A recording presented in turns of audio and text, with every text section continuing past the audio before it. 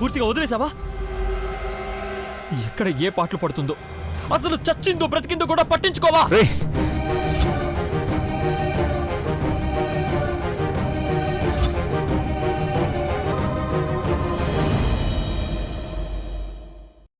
అసలు మృదులకు దూరమై నేనెంత చచ్చి బతుకుతున్నాను నీకు తెలుసా? తెలీదు. తెలిస్తే నువ్విలా మాట్లాడు.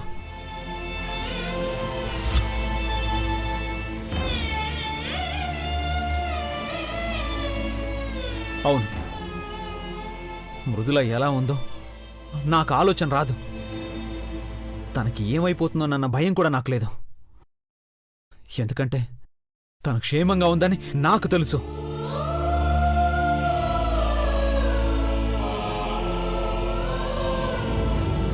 క్షేమంగా ఉందా అంటే వదిన ఎక్కడుందో నీకు తెలుసా అన్నయ్య? తెలుసా అంటే నన్ను గుర్తుపట్టేశారా? ఎక్కడుందో తెలీదురా, కానీ ఎక్కడున్నా క్షేమంగా ఉంటుందని మాత్రం తెలుసు.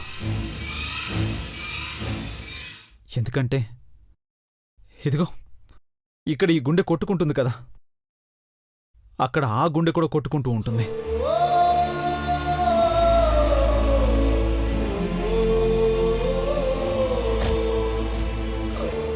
మృదులకేమన్నా అయితే నేను ప్రాణాలతో ఉండనురా.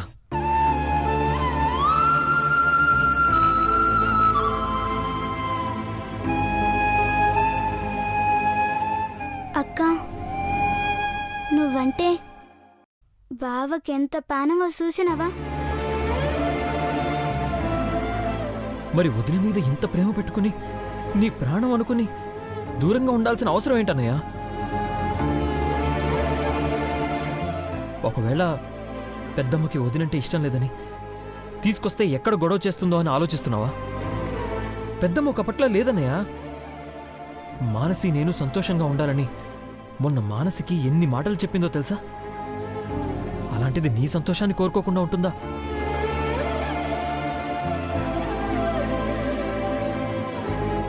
ఒక్కసారి వదిన్ని పెద్దమ్మ దగ్గరికి తీసుకెళ్లి మాట్లాడన్నయ్యా. తప్పకుండా వదిన ఇంట్లో ఉండడానికి ఒప్పుకుంటుంది. లేదురా, ఎవరి విషయంలోనైనా అమ్మ మనసు మారుతుందేమో గాని మృదుల విషయంలో మాత్రం మారే ఛాన్స్ లేదు.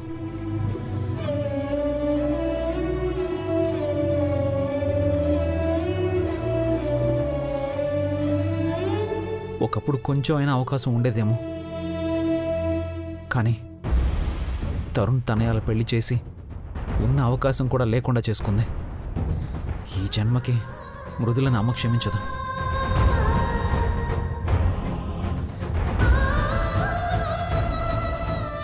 పోనీ పెద్దమ్మ క్షమించదు సరే, నీకేమైందన్నయ్య? నువ్వు వదిన్ని పెళ్లి చేసుకున్నప్పుడు కూడా పెద్దమ్మకి ఇష్టం లేదు కదా. అప్పుడు వదినకి ఎంత సపోర్ట్గా ఉన్నావు. మరి ఇప్పుడేమైంది? ఒకవేళ వదిన వచ్చి నీ కళ్ళ ముందు నిలబడినా నువ్వు మాట్లాడవా? మాట్లాడలేనురా. తను చేసిన తప్పుకి జీవితంలో ఎప్పటికీ క్షమించను.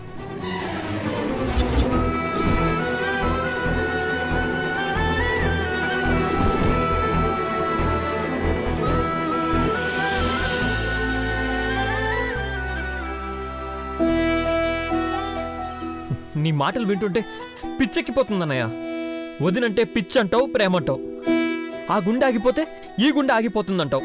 కానీ ఏదో తప్పు చేసిందని క్షమించలేక ఎందుకింత పెద్ద శిక్ష వేస్తున్నావు? నేనెవరికీ శిక్ష వేయట్లేదురా, నన్ను నేనే శిక్షించుకుంటున్నాను. అయినా ఈ విషయం గురించి మాట్లాడదని చెప్పాను కదా.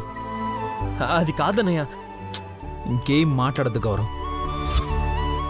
చాలా రోజుల తర్వాత ఇంట్లో కాస్త ప్రశాంత వాతావరణం ఉంది. అమ్మ కూడా కాస్త సంతోషంగా కనిపిస్తుందిరా. ఆ సంతోషం అలాగే ఉండని.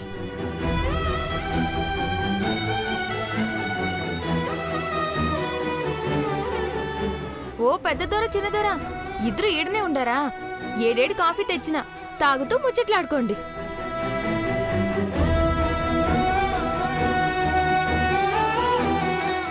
మళ్ళీ ఏమైనా దొరా అట్లున్ను?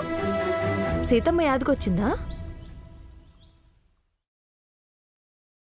నీకు ఇవేవి అర్థం కావలే సంపంగి. కొన్ని గుర్తుకొచ్చిన బాధే, మర్చిపోవాలన్న బాధే. ఏం చేయలేం.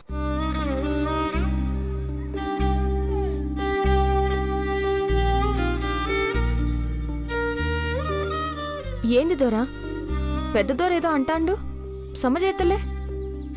నాకు అర్థం కావట్లేదు సంపంగి. కానీ అన్నయ్య బాధకి ఒకటే మందు. ఎలాగైనా వదిలిని తెచ్చి ఇద్దరినీ ఒకటి చెయ్యాలి. పెద్ద దొర కన్నా మీరే ఎక్కువ బాధపడుతున్నట్టున్నారు దొరా. బాధగానే ఉంటుంది సంపంగి. రాముడు సీత దూరంగా ఉంటే లక్ష్మణుడు సంతోషంగా ఉండగలడా? మీ మనసు బంగారం దొరా. మంచి మనసుతో మీరు కోరుకున్నది అవుతుంది.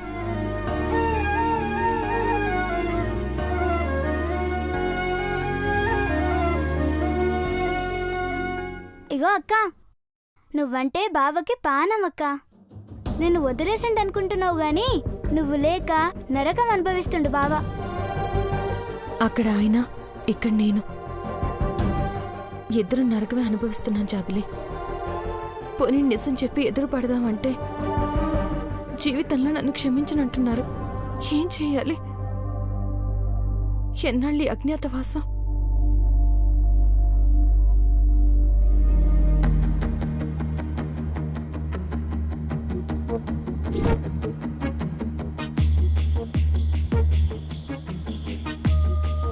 అత్త, బయలుదేరదామా? ఒక్క నిమిషం. సంపంగి, చూస్తారేంది దొరా? తీసుకుపోయి ఇవ్వండి. ఏంటి ఇచ్చేది? తిరిగి నా మొహం మీద కొడుతుంది. ఏం కాదు దొరా, పక్కనే పెద్ద దొరసాని ఉండదు కదా. పెద్ద ముందనే భయం. ఒక్కడనే ఉన్నప్పుడు మొహాన్ని కొట్టిందనుకో, ఎవరూ చూడలేదనుకొని తుడుచుకొని పోవచ్చు. కానీ కానీ పెద్దమ్మ ముందు పోసిందనుకో పరుగు పోతుంది. సంపంగి, ఇట్ట ఆలోచిస్తే పెండ్లాన్ని దారిలో పెట్టేది ఎట్టా దొరా?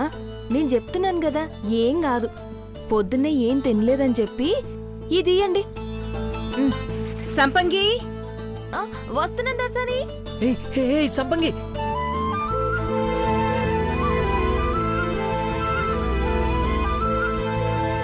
ఏంది దర్శని? ఏం చేస్తున్నావు సంపంగి లోపల? ఏంటా గ్లాస్లో? పెద్దమ్మ, అది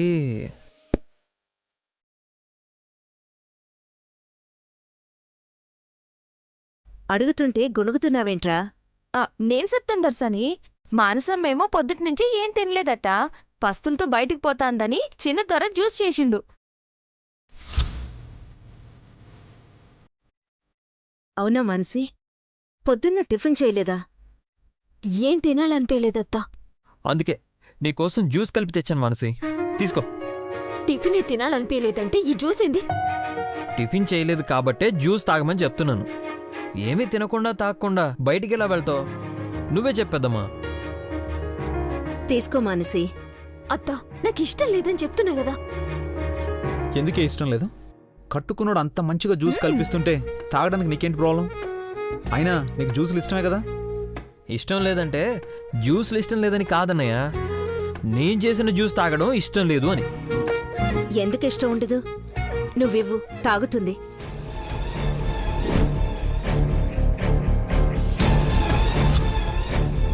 అంటే పెద్దమ్మా, సరిగ్గా కలిపానో లేదో ఎలా ఉంటుందో తాగడానికి భయపడుతున్నట్టుంది.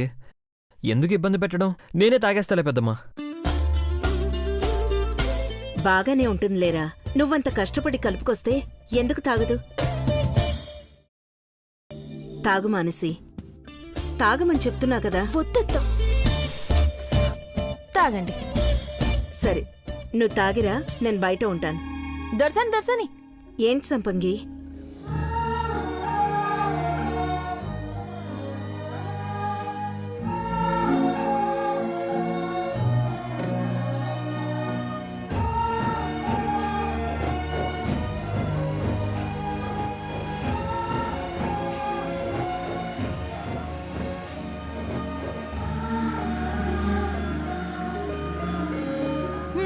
ఇప్పుడు ఏకదం మస్తుంది.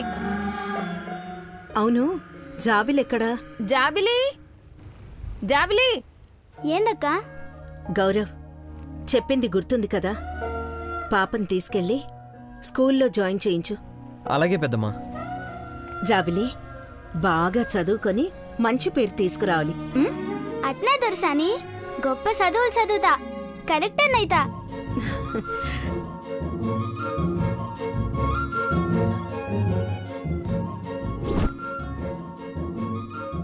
మానసి, నువ్వు జ్యూస్ తాగేస్తే మనం బయలుదేరదాం.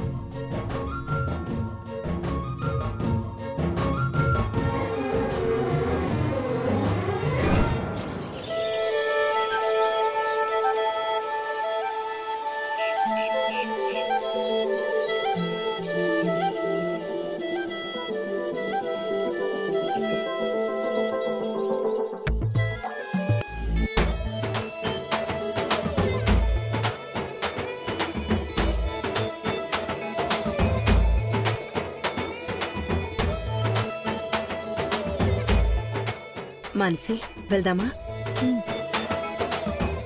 అమ్మా, అదే అమ్మా, అది తనయ తరుణ్ బావల గురించి.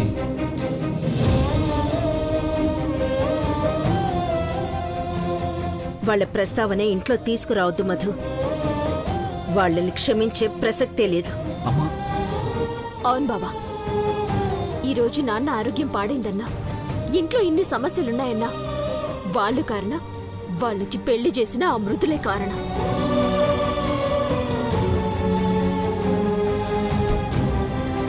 వాళ్ళ ప్రస్తావన తేవద్దు, వాళ్ళని క్షమించేది లేదు. పదత్త.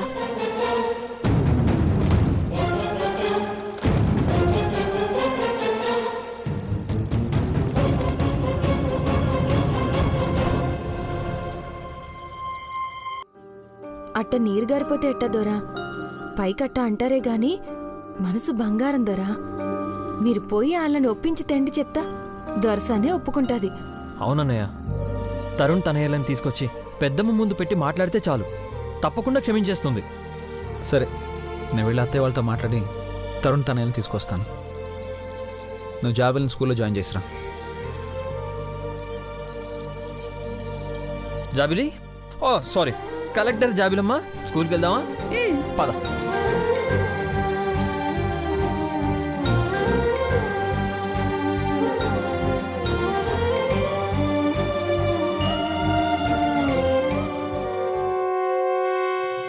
సమస్య లేదు.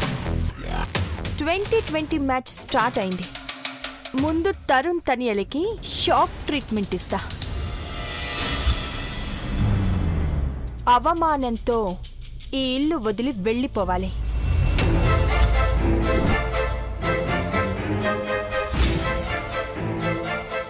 ఆపరేషన్ గరుడ స్టార్ట్ అయింది. నేను ఎంజాయ్ చేస్తాను.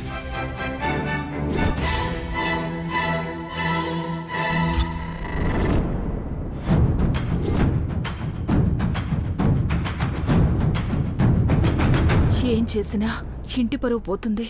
అందరం రోడ్డున పడతా. ఇక్కడే ఉంటే తరుణ్ తనయులకు నరకం చూపిస్తుంది.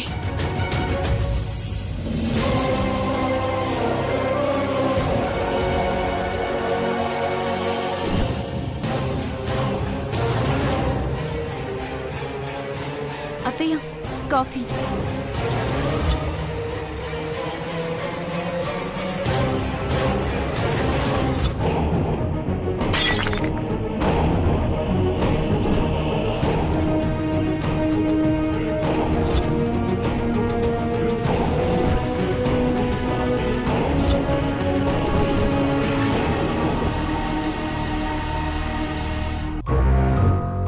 అమ్మా, ఏమైంది?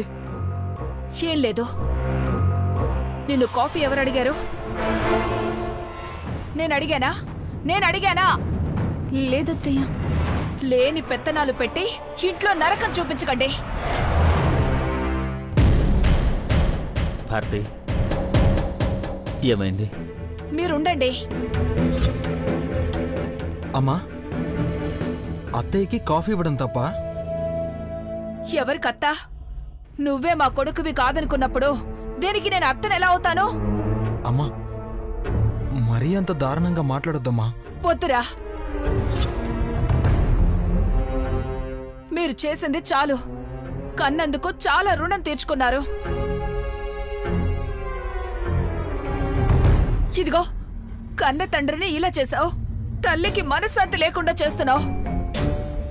అమ్మా నీకు దండం పెడతానమ్మా, అర్థం చేసుకో. అయినా నేను చేసిన తప్పే కాదు, నువ్వే తప్పుగా ఆలోచిస్తున్నావు.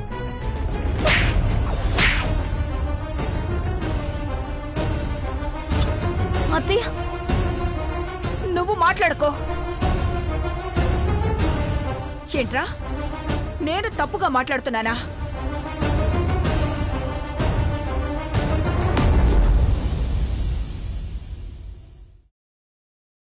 అత్తయ్య, మీ కొడుకు కాదన్నప్పుడు మీకు కొట్టే హక్కు కూడా లేదు.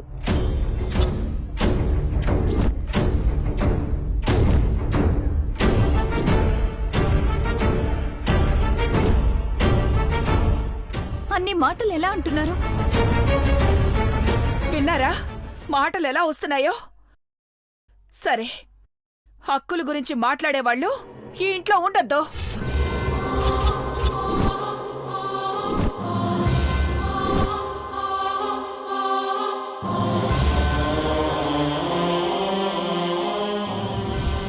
ఏంటమ్మా నువ్వు అనేది? తనయ్య ఏదో తెలియక. వద్దురా, వద్దు.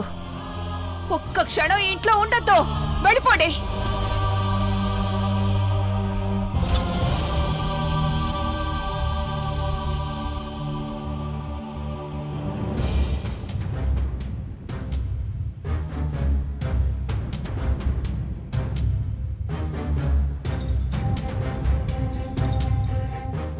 ఈ ఇంట్లో నుంచి వెళ్ళిపోండి.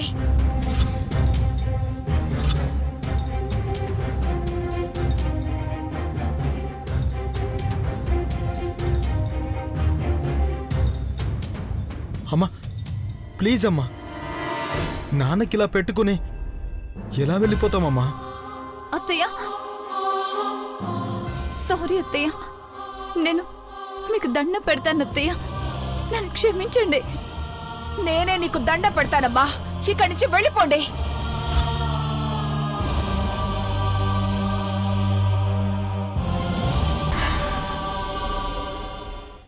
నాన్న ప్లీజ్, నాన్న నువ్వైనా అమ్మకి చెప్పు నాన్న.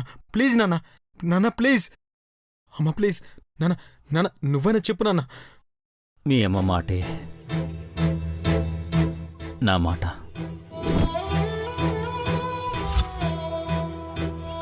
అర్థమైంది కదా? ఇక వెళ్ళండి.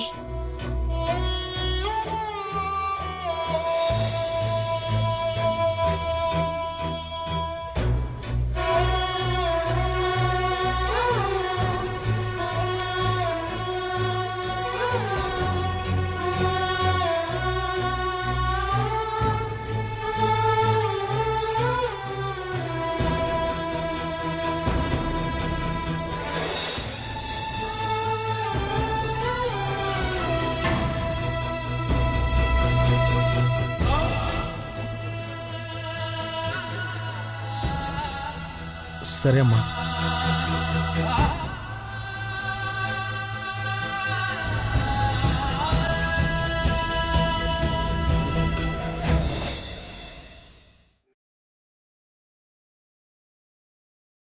నాన్న వెళ్ళొస్తాం నాన్న.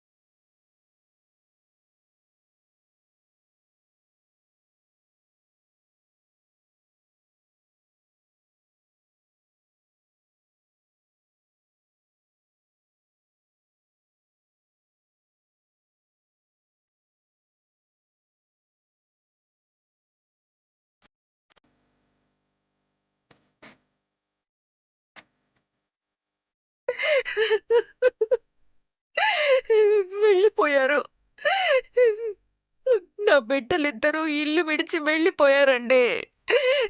వెళ్ళిపోయారు.